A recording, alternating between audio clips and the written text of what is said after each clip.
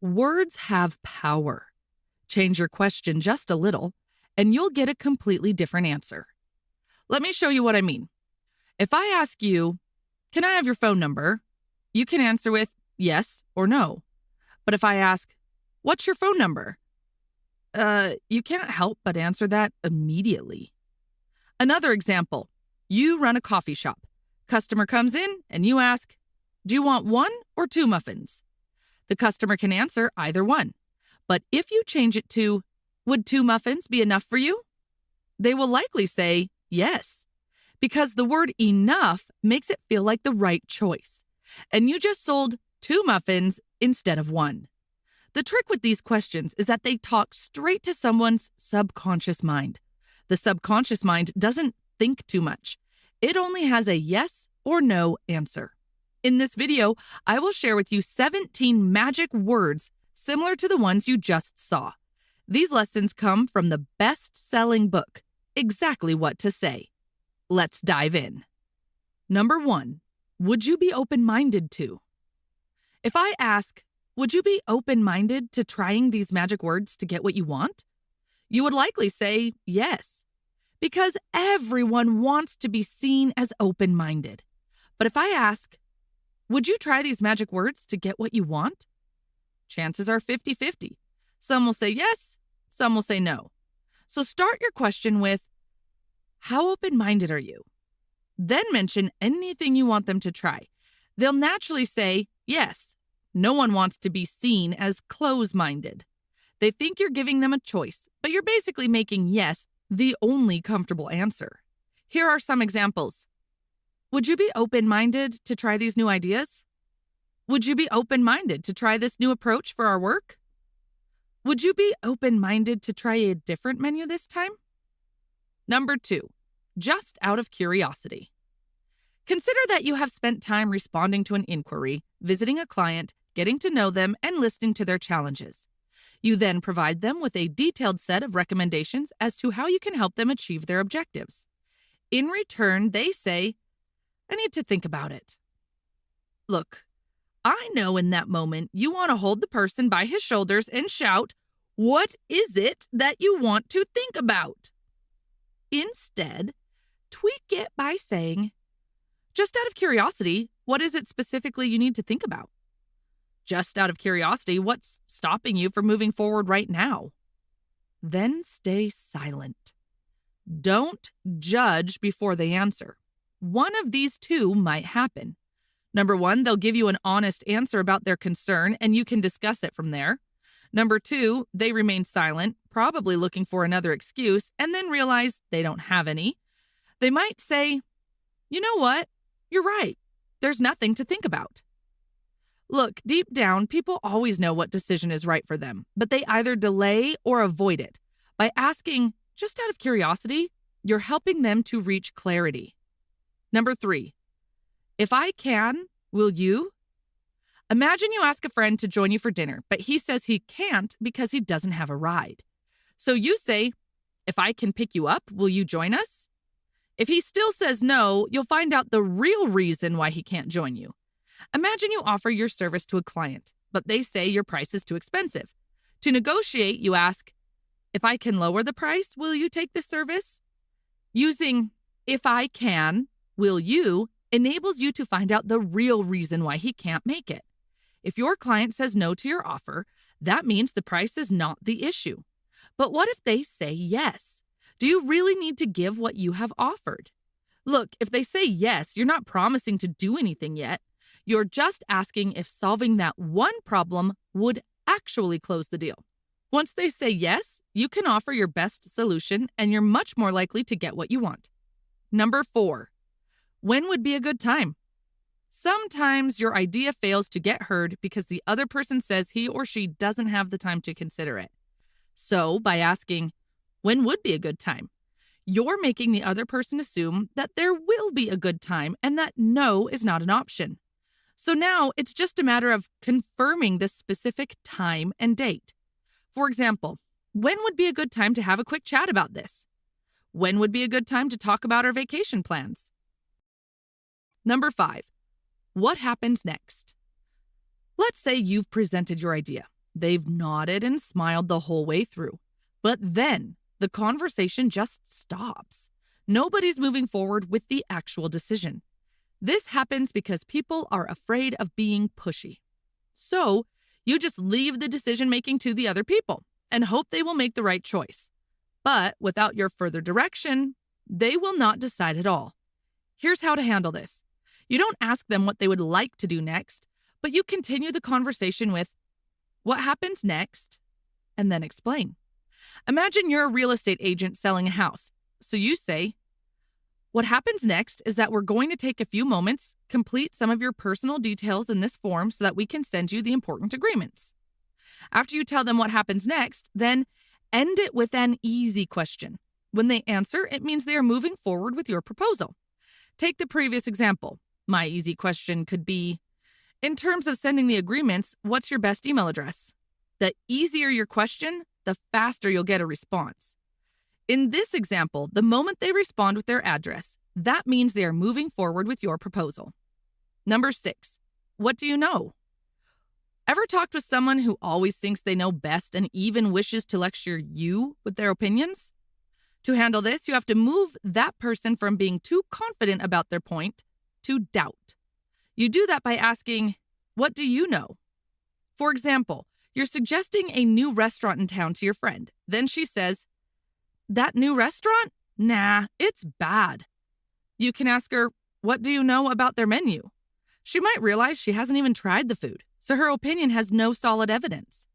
This question allows the other person to realize their opinion is not correct, and they can quickly become far more receptive to change. This soft approach also helps them to save face. And what if they have tried the menu? Then at least you will understand where their point comes from. Look, your goal here is not to win the argument. You are questioning the knowledge on which the other person's opinion was founded. Asking, "What do you know?" helps you to challenge with confidence. Number 7, I'm guessing you haven't got around to... Somebody promised you something and you want to follow up and ask if they did it, but you know they will use the same excuse again. So instead of asking them how things went, you can start the conversation with, "I'm guessing you haven't got around to..." Imagine you're calling the client who said he needs to discuss it with his partner before making a decision. So you call him saying, "I'm guessing you haven't got around to discussing with your partner?" Now they can't use the same excuse again. They'll respond in one of two ways. Either they feel proud that they have done what they had promised, or they are embarrassed that they haven't, so they make a new promise to fix that. Number 8, I'm not sure if it's for you, but... Opening a statement with the phrase, "I'm not sure if it's for you," causes the listener's subconscious brain to hear, "There's no pressure here." By suggesting that they may not be interested, you naturally increase their curiosity. They instantly become curious about what you're going to say after that. The real magic, though, is the word "but." Imagine your boss saying, "You know that you're a really valuable member of the team. We love everything that you do here, but some things need to change." What's the only part you will remember the most? Everything after the word "but." The word "but" wipes away everything that was said before. It makes people focus on what comes after. So when you say to somebody, "I'm not sure if it's for you, but..." what the little voice inside your listener's head hears is, "You might want to look at this." Let's see some examples. "I'm not sure if it's for you, but would you happen to know someone who is interested in this product?" "I'm not sure if it's for you, but I found how to ask better questions to get what I want every time." "I'm not sure if it's for you, but we have plans on Saturday and you're welcome to join us." Your listeners will respond in either one of these two ways. They'll ask for more information because they're interested, or at worst, they say they'll think about it. This magic phrase also helps you overcome the fear of rejection when sharing your ideas, products, or services with others. Number 9, just imagine. Every decision we make happens twice, first in our mind, then in reality. If you can't picture doing it, you won't do it. So you need to help your listener to imagine first by saying, "Just imagine." Their mind automatically imagines the scenario, making them more likely to act on it. Let's try these. Just imagine driving your brand new car bought in cash. Just imagine how rich your life is once you have achieved financial freedom. Once you see yourselves in those imaginations, you're more likely to take the actions that I'd suggest to achieve those. Number 10, before you make your mind up, you might not be able to turn someone's mind from no to yes, but you can turn that no to maybe first by saying, before you make your mind up. For example, your team disagrees with your idea. You can say, before you make your mind up, let's look at how this worked for the competitor. Your spouse disagrees with your preferred location for the next holiday. You can say, before you make your mind up, let me show you some reviews and photos from people who have been to that place. When you use this phrase, you help the other person to reconsider your idea. It gives you a chance to share new information to support your idea, so it helps them to look at it again from a different perspective. You are now increasing your influence over their decision. Number 11, most people.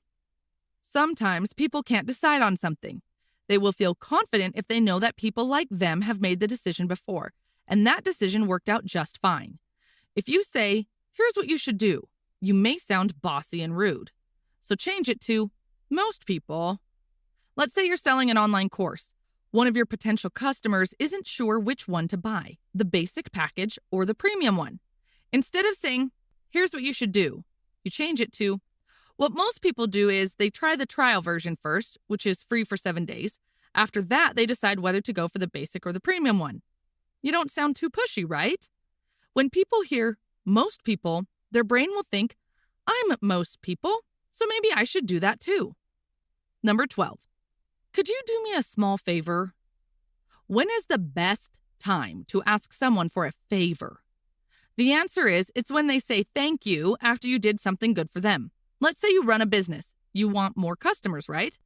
Well, the best time to ask for a referral is when a happy customer thanks you. After they say, thanks so much, you follow up with, could you do me a small favor? Do you know one person just like you who would benefit from this like you do? Simple and natural. Number 13, you have 3 options. People hate to feel manipulated and want to feel they made the final decision themselves. When someone needs help deciding, you can use this phrase to make it easier for them to pick. As I see it, you have 3 options. Let me explain how this works. First, the number 3 makes it easy to listen. Second, this phrase makes it look like you're helping them see all their choices. And here's how you can arrange the 3 options. Mention the weaker options first and second, and leave your preference as the last one, so that your preferred choice appears to be the most logical and attractive. Let's take a look at an example. Imagine you are looking for someone to join your business, and that person can't make a decision. Here's what you can say. So, you're currently in a job that you hate. You're not enjoying it so much. The hours are long, you don't have time with your family, and the pay is not that good. We've shown you a business opportunity. You like it, but you're not sure. As I see it, you have 3 options. First, you could look for another job, work on your resume, send out applications, go through interviews, and work through that entire process again, and maybe you could end up with similar work for similar pay. Second, you could do nothing, stay exactly where you are and just deal with it.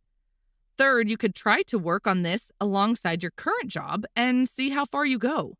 Of those 3 options, what's going to be easiest for you? See? By ending with another magic word, what's going to be easiest for you means they have to pick one. So, what's easiest? Number 1 seems like too much work, so that's off the table. Number 2, stay the same, also a big no. Number 3 is the only option left that's easy. Just watch how people effortlessly pick the one you want by using this trick. Number 14, what makes you say that? To succeed in negotiation, you need to control the conversation. You can gain control by asking questions. Just ask, what makes you say that? And don't judge before they answer. What you are asking them to do is to explain themselves properly. The question, what makes you say that, means they now have to explain what they really mean. Let's see some examples. You want to have a meeting with your team and someone says, I don't have time to join. You ask, what makes you say that? You invite a friend to join your gym, but he says, I don't feel like going. You ask, What makes you say that? No matter what excuse they give you, this question helps you understand their real reason. And when you understand their real reason, you can either help them solve it or accept their decision with better understanding. Number 15, there are two types of people. Many people are good at making others interested in something, but it's the final moment when you help someone decide that truly drives results. And that's the tough part. So, how do you do that? Deliver them two choices and make one of them stand out as the easy option. To hook them up better, start with this phrase. There are two types of people in this world. They will instantly wonder, okay, which one am I? They are now eager to hear the two choices. For example, there are two types of people in this world. Those who let others control their life and those who take full responsibility and create their own future. One choice is made to sound really good, while the other is made to sound really bad. People will pick the good one, which is exactly what you wanted them to pick all along. Number 16. The good news is, to transform the negative energy into a good one, start with, the good news is, this technique is called labeling. The moment you apply a label to something, it becomes impossible for the other person to remove that label. Using the good news is ensures the other person has to accept the positive label you have attached to it. For example, if someone doubts themselves, say, the good news is, many people felt exactly like you when they started. Now they're successful and you can be like them too. By starting with, the good news is, you help people look forward with optimism and remove negativity from the conversation. And here's another phrase to add when people give excuses as to why they are not ready to move forward, which is, that's great. Look, when somebody gives you an excuse, they expect you to push back and argue around that point. Just respond to it positively by saying, that's great. You just found out another way that doesn't work, and watch how they look at you differently. When you use the good news is and respond with, that's great, you help people shift their thoughts to a positive direction. Number 17, how would you feel if? If you want people to do something, first, find a reason big enough to motivate them. People are motivated by either avoiding a loss or acquiring something. By the way, they will work extra hard to avoid loss.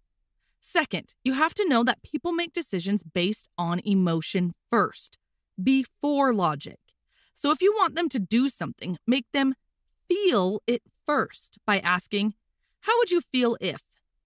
For example, how would you feel if this time next year you were debt-free, living in your dream home, and planning your next vacation? See what happened? I'm making you feel a wonderful future. Here's another one. How would you feel if your competitor took your best employee? See the difference? People work harder to avoid losing what they have than to gain something new. The bigger the contrast between where they are now and that future scenario, either good or bad, the more motivated they'll be to act. All right. In my opinion, of those 17 magic words we just discussed, the hardest one to implement is number 6. What do you know? You use that question when dealing with difficult people who always think they're right. Look, if you don't learn other techniques to handle them, you'll just have to give in and accept whatever they say all the time. So, if you want to learn how to deal with difficult people, then check out the video you see on your screen. It is the summary of a book titled Getting Past No. Thank you for watching.